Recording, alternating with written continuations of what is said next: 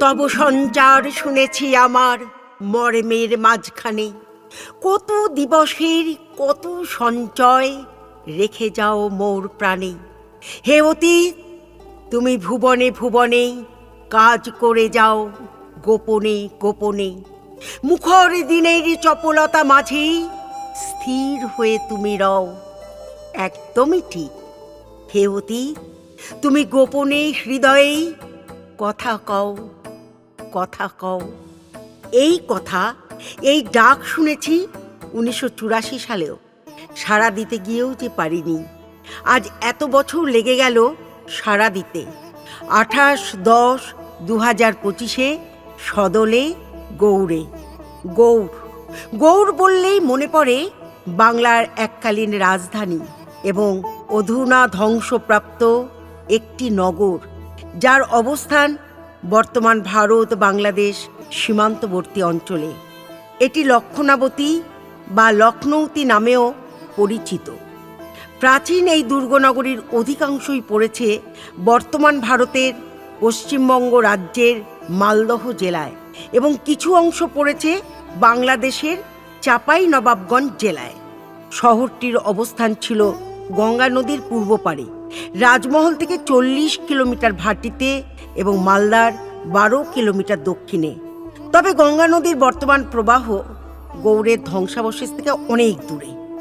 এখানে বিভিন্ন বংশ পরম্পরায় রাজত্ব করেছেন।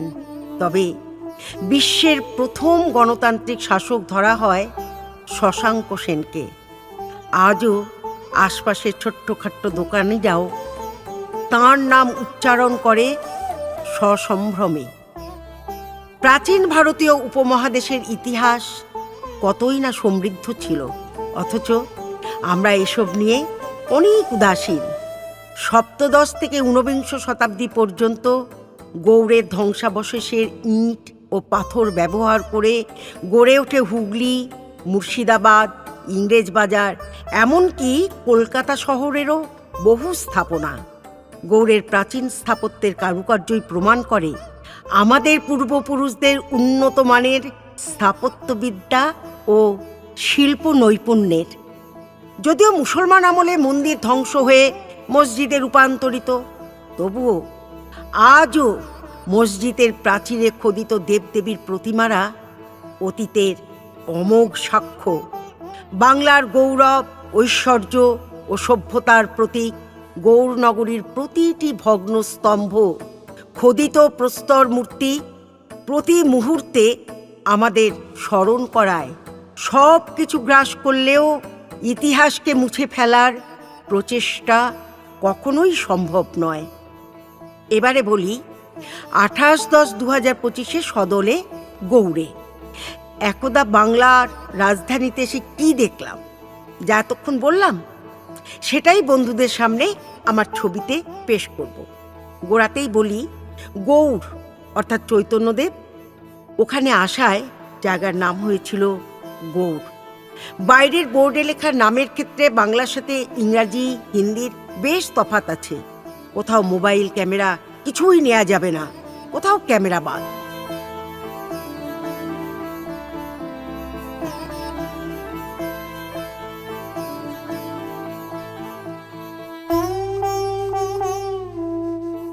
এবারে দেখার পালা চামকাট্টি বা চামকাটি মসজিদ।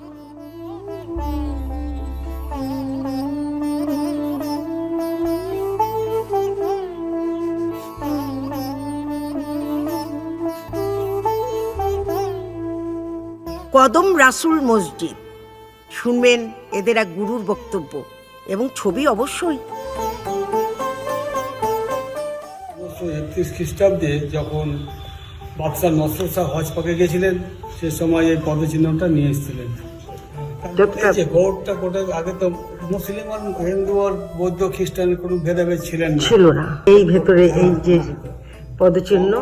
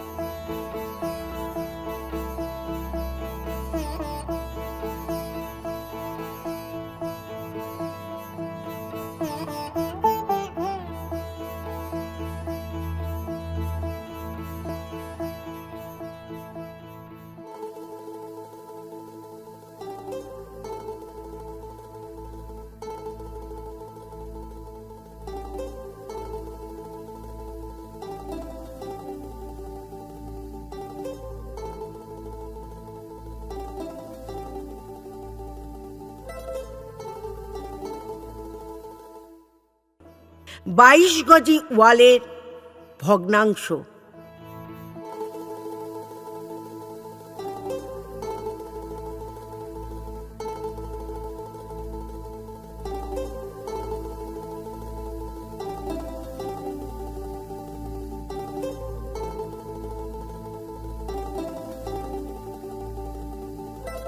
ফিরোজ মিনার অথবা the tower of Firoz Shah.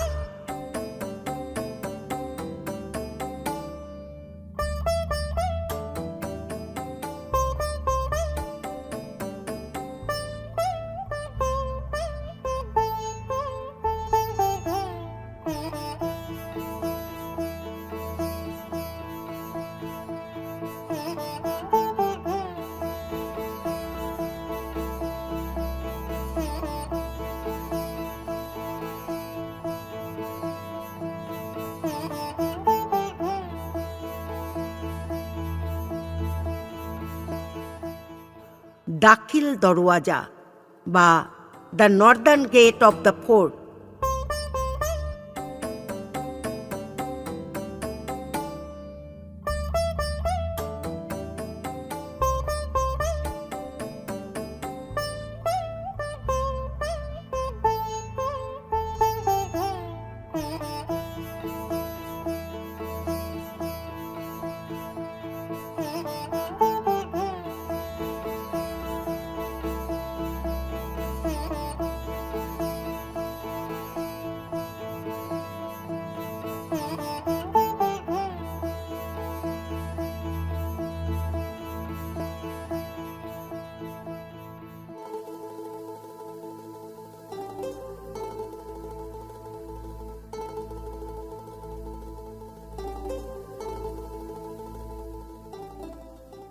বারাদওয়ারি Masjid অথবা দ্য গ্রেট গোল্ডেন মস্ক।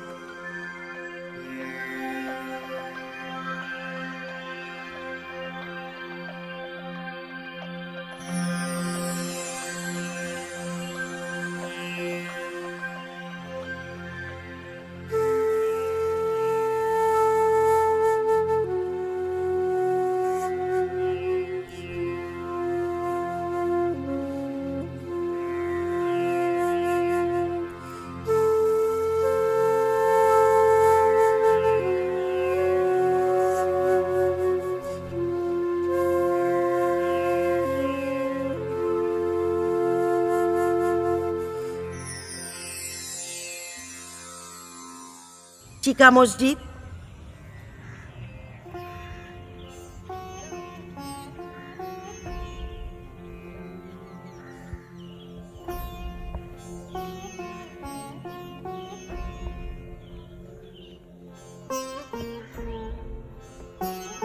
গুন্টি গেট,